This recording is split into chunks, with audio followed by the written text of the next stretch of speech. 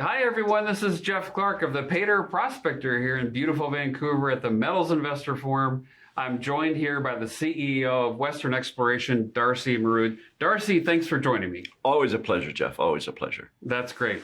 So we always start with the people, and Darcy, you've got quite a successful background. It's very impressive, all the success you've had in your career. And of course, we like to see that when we invest in a new company. Tell us about your background, especially the successes you've had. Well, I'm happy to do that, Jeff. So success is always a team game, right? It's not an individual. So I've been very fortunate in my career to work with some very good mentors and some mind finders. And I think it all started in my career here in Vancouver with Homestake Mining Company, working with Robert Boyd and Jeffrey Abbott, who were very successful in their careers. And they gave me the opportunity to go to Chile in the early 90s. So I took that opportunity. Homestake got sold to Barrick. Long story short, I ended up at FMC Gold, which became Meridian Gold, and we were at the Peñon deposit when that was discovered. So working with that team, they'd been very successful. They discovered about 5 mines in the succession of that company. Wow. So I worked with those people, and that rubs off on you on how to execute. And so from there, we've been very successful in discovering other things, but it all started with good mentors and a good environment to be taught in. I believe you came back with a wife from Chile too, didn't you? I did. That's not what I went there for, but I'm actually celebrating our 30th anniversary this year. Oh, congratulations. Thank you. Good for you. So you have some projects in Nevada, and I want to talk about those, but there's a lot of excitement building around Western exploration right now. At PDAC at the recent conference, I had a hard time trying to meet up with you because your booth was so crowded. So there is some excitement building. Tell us about the projects, first of all, that you have there in Nevada. Glad to do that. So we have the Aura project, which is just north of Elko. But we're fortunate that on that one project, we have 3 different mineral deposits. We kind of lumped 2 of them together. Wood Gulch and Gravel Creek, we think, are going to connect at one point to be one common deposit. And then the other one is called Dobie George. Dobie George is a Carlin-type deposit, very similar to Jarrett Canyon and Big Springs, which are located just to the south of us, about 25 kilometers.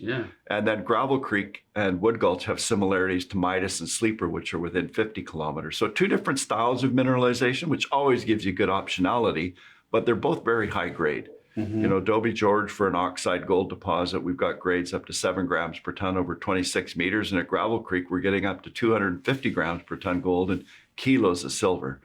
So I think that's kind of the nature of the attraction to our company right now, is when you see grades like that, it's very unique. And Dobie George would be an open pit mine, right? It would be open pit heap leach. We just finished the metallurgy on that in January, and it shows about 72 to 75% recovery with a standard open pit heap leach.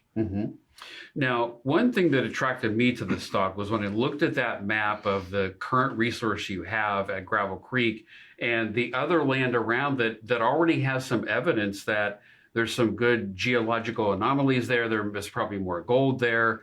And that could potentially double that resource.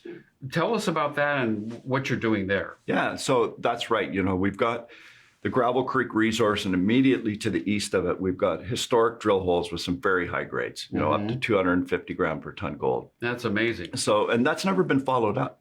So we've got an area that is immediately adjacent to resource with drill hits already in it. And in one area that we drilled last year, we were able to drill out offensive drill holes with 50 to 70 meter spacing. And that gave us the confidence that there's continuity of those high grades. And that's very important, you know, the context of having high grades, but that continuity. So we've now committed to doing a drill program to follow that up this year in that area where we've got already some high grades, but too far, you know, too wide spacing to go into resource. But we're going to fill that in and hopefully connect all the dots up and get a resource that's going to be substantially more than what we currently have. So how much are you planning to drill this this year? And then when would the updated resource come? We'll drill a minimum of 4,000 meters. I think we'll be able to do a little bit more than that. But certainly we want to drill it at a spacing where we don't go too far from what we already know, because you don't want to get lost in space. So we'll do step out holes on that, about 80 meter spacing. That'll be able to go into an inferred resource in time. So what we're going to try to do is 80 meter spacing and look to do an inferred resource update in the first quarter of next year. That's great. And then over at Dobie George, there's going to be a PEA that's going to get underway there pretty soon. Is that That's right? correct. Yeah, that was the reason for the metallurgy. Is we had historic metallurgy from past operators, which included Homestake, Atlas, and Independence. But that work was done in the 90s, and we didn't have the samples or the ownership of that data. So we went back, drilled some new holes in there, identified some areas of really good high grade, used those samples to drive new metallurgical results, which confirmed what was known in the past. But now we have ownership of that, and that will drive this PEA going forward. That's great.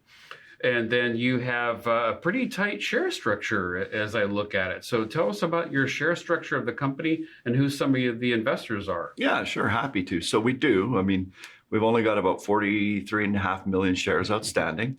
And a lot of that is due to the fact the company is relatively new in the capital markets. We listed in January of 2022 with about 30 million shares outstanding. So we've done a couple financings that have brought, needed capital into the company with a little bit of dilution, but we've managed that to not be too onerous to the company and to our shareholders. And some of our major shareholders have been with the company for a long time. Golconda is our largest shareholder. It's a private equity group out of New York. There's about 70 high net worth individuals and family offices, and they've been in the company since 2013 when it was private. And it was their funding from 2013 to 2022, which was about 25 to 30 million US dollars, that led to the discovery of Gravel Creek and the first resource that we did there. So they've been very important to the success of Gravel Creek. Agnico Eagle joined our shareholder roster in 2017, and they currently own about 14% of the company. And Oramet, the refining company of New Jersey, has been a very critical supporter of ours. They've done every financing that we've done since we've been public, they've been part of. Well, a lot of support from some very strong shareholders.